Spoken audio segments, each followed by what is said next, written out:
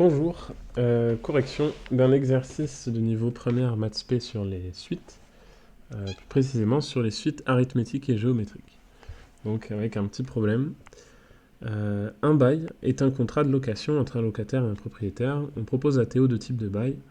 Le contrat 1, le premier loyer est de 600 euros et il augmente chaque mois de 15 euros. Et le contrat 2, le premier loyer est de 700 euros et il augmente de 1% tous les mois. Pour n supérieur ou égal à 1, on note UN, respectivement Vn, le prix du nème mois pour le contrat 1, respectivement le contrat 2. Ainsi, U1 égale 600 euros, et V1 égale 700 euros. Donc ici, il y a une précaution à prendre. Dans cet exercice, les suites U et V commencent au rang 1. Donc ça va être important. Parfois, ça commence au rang 0. Et ça change quelques trucs. Donc, pour la question 1, préciser la nature des suites UN et Vn. Donc, cet exercice, c'est dans le cadre des suites arithmétiques et géométriques. Donc, il faut dire si elles sont arithmétiques ou géométriques. Dans le contrat 1, le premier loyer est 600 euros et chaque mois, il augmente de 15 euros. Donc, pour passer du prix du loyer d'un mois au prix du loyer du mois suivant, qu'est-ce qu'on fait? On rajoute 15. Donc, qu'est-ce que ça va être, UN? Ça va être une suite arithmétique. UN est une suite arithmétique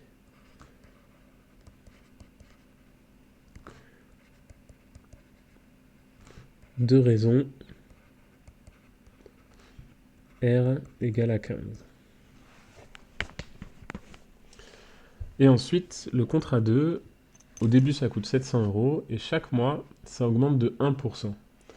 Donc augmenter de 1%, qu'est-ce que ça veut dire? Augmenter de 1%, enfin ça se traduit en quelle opération mathématique? C'est multiplié par un certain nombre. C'est multiplié par 1,01. Hein? Augmenter de Q%, de 50% par exemple, c'est multiplié par 1 plus Q sur 100. Donc pour 50%, c'est multiplié par 1,5. Donc ici, on va dire Vn, c'est une suite géométrique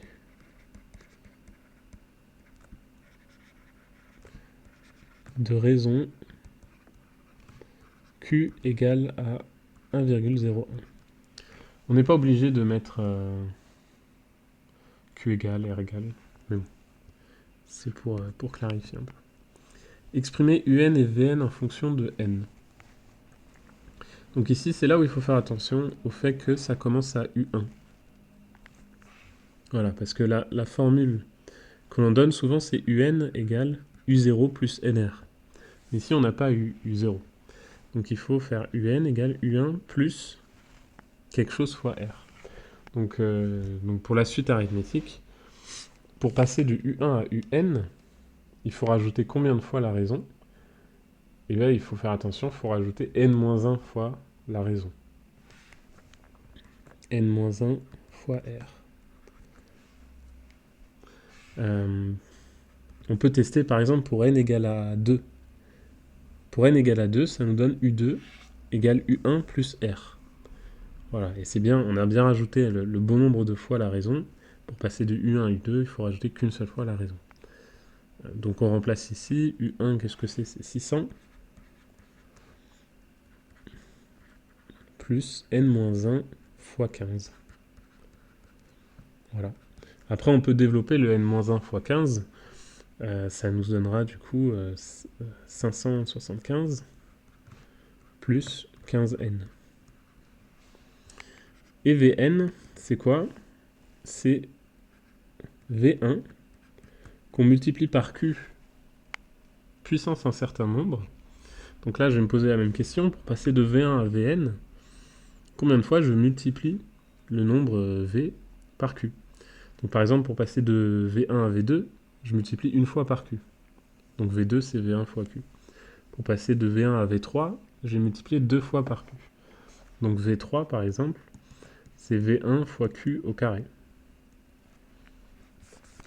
Et pour passer de V1 à Vn, je multiplie V1 par Q n-1 fois. Voilà. Ça, je vais supprimer. Et donc Vn, c'est V1 fois, donc V1 c'est 700, fois 1,01 puissance n-1. Je vais le laisser comme ça. Question 3. Sur le long terme, quel contrat sera avantageux? Ici, donc, on a une suite arithmétique et une suite géométrique. Et bon, ce qu'il faut comprendre, c'est que la suite géométrique, comme on multiplie par un nombre, elle va croître de plus en plus vite. Sa croissance est exponentielle. Alors que la suite arithmétique, elle va croître de manière régulière. À chaque fois, on va rajouter 15. Là où la suite géométrique, on rajoute de plus en plus. Il y aura un moment où on rajoutera plus de 15, plus de 30, plus de 100. Dès lors que le prix du loyer pour le contrat 2 est de 10 000, 1% de 10 000, c'est 100. Donc, on augmentera de 100 le prix du loyer. Donc, sur le long terme, le contrat 1 est avantageux. Le contrat 1 est avantageux sur le long terme.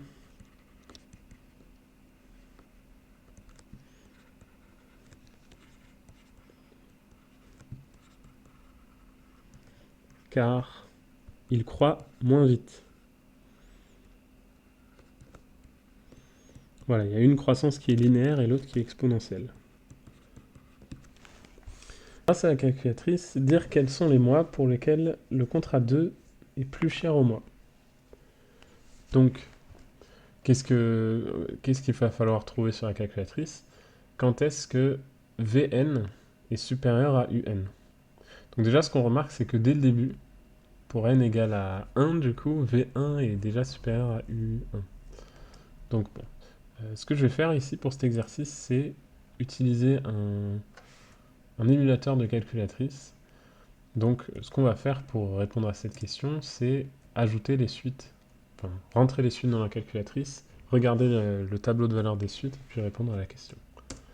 Donc, la première suite, c'est UN égale à, du coup je vais mettre cette formule, donc c'était 575 plus 15n, donc 575 plus 15n, et en dessous, Vn égale 700 fois 1,01 à la puissance n-1. Très bien. Et maintenant, ce qu'on fait, c'est on peut voir dans le tableau.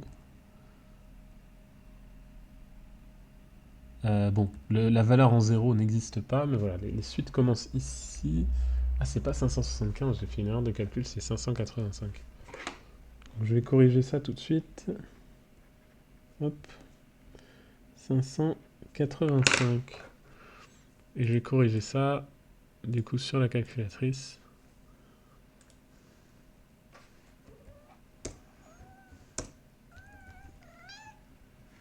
« 585. » Ok. Donc on peut regarder dans le tableau de valeur. Vn est au-dessus de Un, mais Vn croît un petit peu plus lentement au début que Un. Donc quand est-ce que Un va rattraper Vn? On va régler l'intervalle, on va dire que n fin c'est à 100, parce que pourquoi pas. Donc pour des valeurs, pour n égale à 1, Vn est au-dessus, Vn reste au-dessus jusqu'à quand? Jusqu'à là. À n égale à 15, Un repasse au-dessus. Donc pour n entre 1 et 14, donc ce que je peux mettre, c'est pour n entre 1 et 14 déjà. Pour n appartenant à 1, 14, donc ça c'est un intervalle d'entier.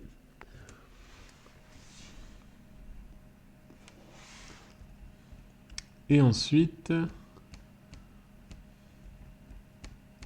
Vn va rattraper Un à nouveau. Donc un petit peu de patience. Pas mal de patience. Beaucoup de patience même. N début, on va mettre 100. N fin, on va mettre 1000.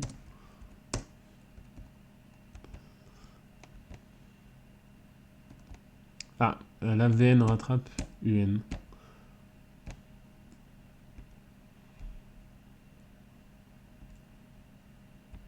131. Donc à partir du rang 131 et au-dessus. Pour n appartenant à ça, union l'intervalle 131 plus l'infini. Crochet ouvert entier. Bref. Voilà, pour ces valeurs de n, dire quels sont les mois pour lesquels le contrat 2 est avantageux. Donc il est moins cher. Donc c'est le contraire. Il faut que je mette pour n entre 15 et 130, du coup. Pour n appartenant à 15, 130 inclus, le contrat 2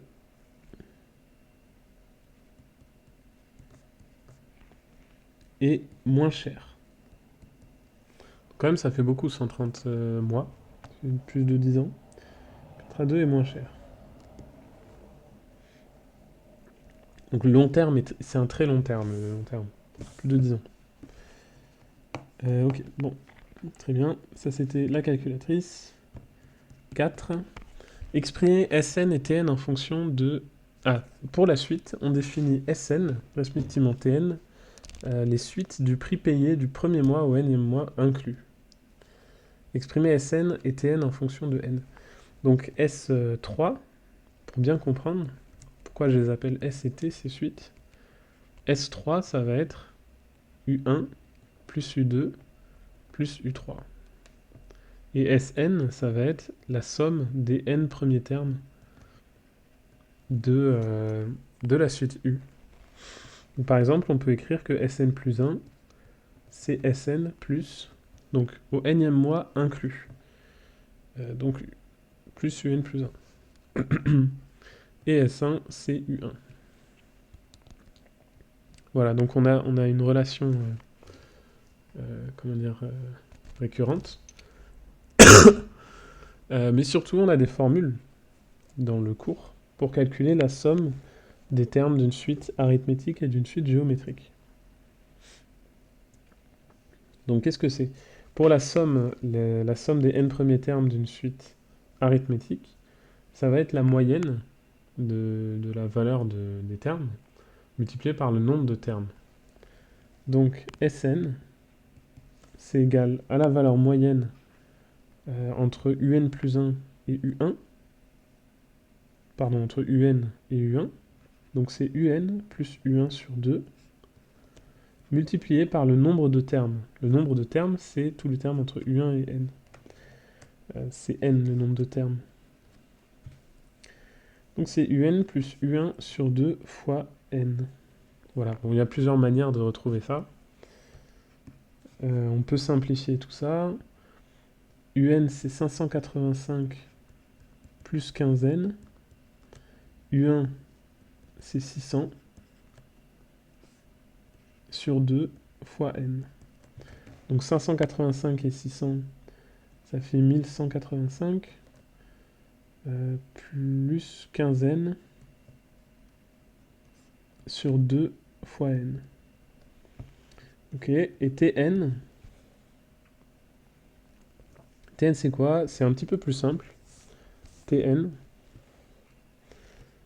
donc Tn, c'est à nouveau, c'est V1 plus V2 plus etc. jusqu'à Vn. Et Vn, on sait sa formule, on sait que c'est 700 fois 1,01 puissance n-1. Donc là, il faut faire un petit peu attention, encore une fois, puisque la suite commence au rang 1. Tn, ça va être 700 tout court, plus 700 fois 1,01, plus etc. jusqu'à 700 fois 1,01 puissance n-1. Ok, donc cette somme, on la factorise par 700. Ça fait 700 fois 1 plus 1,01 plus etc. jusqu'à 1,01 puissance n-1. Et ça, en fait, cette somme, on reconnaît la somme 1 plus q carré jusqu'à q puissance n. Bon, je vais mettre n moins 1. Et ça, c'est égal à 1 moins q puissance n sur 1 moins q. Voilà. La manière dont on retrouve ça, c'est si on multiplie ce membre-là par 1 moins q, essayez chez vous. Si je multiplie tout ça par 1 moins q, il y a... Bon, je vais le faire.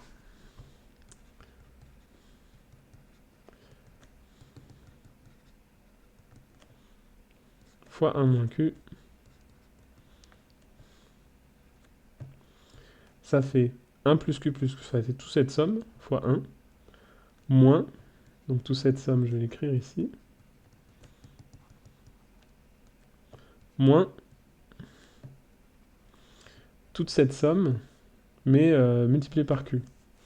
Donc le premier terme, ça va être q, plus q carré, plus q cube, etc. Jusqu'à q puissance n plus 1. Voilà, je me suis trompé. Ici c'est q puissance n, ici c'est q puissance n moins 1. Donc là, il y a une simplification qui se fait. 1, il se simplifie avec personne, mais q, moins q carré, moins q carré, q cube, moins q cube, jusqu'à q puissance n moins 1, moins le q puissance n moins 1, là, juste avant le q puissance n. Et donc, ce qui reste, c'est 1 moins q puissance n. Donc ça, cette grosse somme, multipliée par 1 moins q, ça fait 1 moins q puissance n. En divisant par 1 moins q, on retrouve ça, cette formule. Donc là, on utilise ça pour q égale à 1,01. Et on a 700. Ça, c'est égal à 700 fois 1 moins 1,01 puissance n sur 1 moins 1,01. Voilà. Interpréter ce que renvoie algo de 10 000 dans le contexte de cet exercice. Donc dernière question sur un petit peu d'algorithmie. Qu'est-ce qu'on fait? On a une fonction algo qui initialise deux variables à 700, t et v. Et donc t évidemment c'est tn, v c'est vn, et n égale à 1. Et tant que t est plus petit qu'un seuil, on modifie v pour qu'il soit égal à 1,01 fois lui-même. On modifie t pour qu'il soit égal à t plus v. Et on modifie n, on lui rajoute 1. Et ensuite on retourne n. Donc qu'est-ce qui fait cet algorithme? Il faut se rappeler ce que fait la boucle tant que. Donc tant que, une boucle qui s'exécute tant que la condition ici est vérifiée. Donc ici, la question c'est interpréter ce que renvoie algo de 10 000. Donc ici, seuil vaut 10 000. Et cette boucle, dans cette boucle, on met à jour les valeurs de v et les valeurs de t. Et ce qui se passe dans cette boucle, c'est on calcule de proche en proche les valeurs de tn. Donc on calcule t1 au premier tour de boucle, enfin pardon, t2 au premier tour de boucle, puisque t1 c'est 700.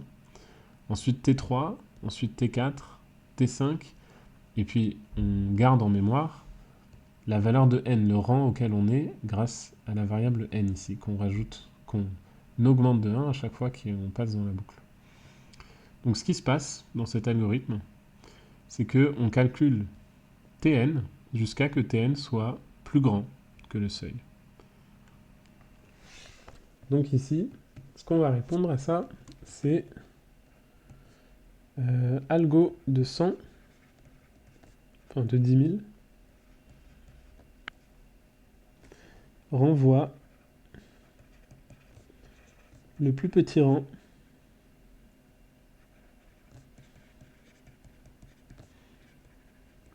n pour lequel tn est supérieur à 10 000. Voilà.